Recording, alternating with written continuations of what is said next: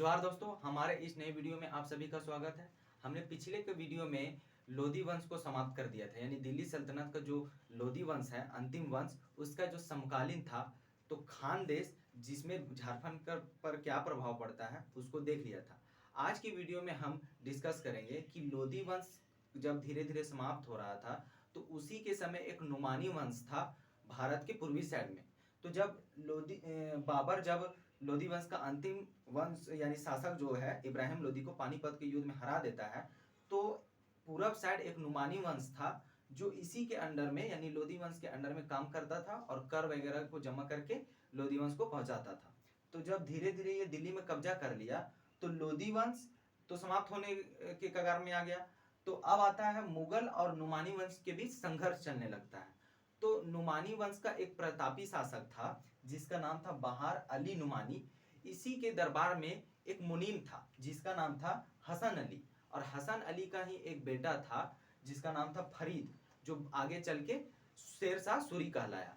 तो जब फरीद को इसने अपने गोद में ले लिया यानी कि उसका देखभाल करने लगा, तो ये क्या किया, जब फरीद जब बड़ा हुआ तो इसे शेरशाह सूरी का उपाधि दे दिया। ऐसा कहानी प्रचलित है कि शेरशाह जो सूरी है यानी जो फरीद है वो शेरों से खेलता था, तो ये बहार अली नुमानी ही ने इसको शेरशाह सूरी का उपाधि दिया था। तो इसने क्या किया, अपना वंश चलाया जिसका नाम था शेरशाह सूरी यानी कि सूर वंश, जिसे बोला जाता है द्वितीय अफगान वंश। तो द्वितीय अफगान वंश में हम देखेंगे कि झारखंड में क्या क्या प्रभाव पड़ा। तो इसका जो संस्थापक है शेरशाह सूरी, जिसको क्या बोला जाता है फरीद, इसने क्या किया कि ये मुगलों के चकमा देकर बंगाल अभियान करना शुरू कर दिया। यानी कोई भी राजा है तो अपना शासन व्यवस्था क्या करना चाहेगा, विस्तार करना चाहेगा। तो ये बंगाल जो अभियान है 1534 से 1537 ईस्वी तक पूरा करता है। और जब बंगाल अभियान पूरा करता है तो ये झारखंड में देखता है कि झारखंड में काफी हाथी है और हाथी को हम क्या कर सकते हैं, युद्ध में इसका उपयोग कर सकते हैं।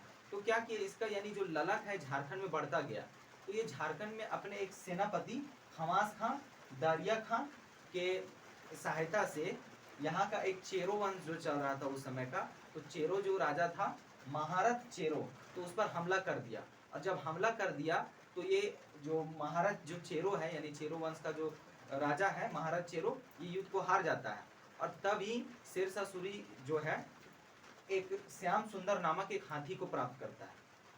इसी का एक बेटा जो था जिसका नाम था जलाल खां, इसने क्या किया था कि मुगलों को झारखंड में रोकने के लिए राजमहल के क्षेत्र में नाकाबंदी किया था। और नाकाबंदी करने के बाद जो रोहतासगढ़ का जो किला है 1538 इसमें इसको कब्जा कर लेता है। और इसने क्या किया कि झारखंड में शाही सिक्का को चलाया। ऐसा माना जाता है कि अगर शेरशाह सूरी अगर झारखंड में अगर नहीं आता तो मुस्लिम झारखंड में प्रवेश नहीं करते। तो कहने का मतलब ये हुआ कि झारखंड में मुस्लिमों का प्रवेश का श्रेय किसको जाता है, तो वो है शेरशाह सूरी।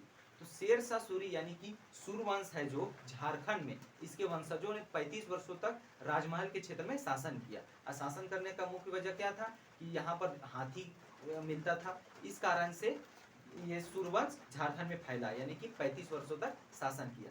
तो मेनली जो हमने देखा कि झारखंड में क्या प्रभाव पड़ता है, तो जो याद करने वाला जो चीज है वो ये है कि खमास खां और दरिया खां महाराज चेरो राजा को हराया था और इस यहाँ से श्याम सुंदर नामक एक हाथी को प्राप्त किया था। तो उम्मीद करता हूँ कि ये वीडियो आप सभी को अच्छा लगा होगा।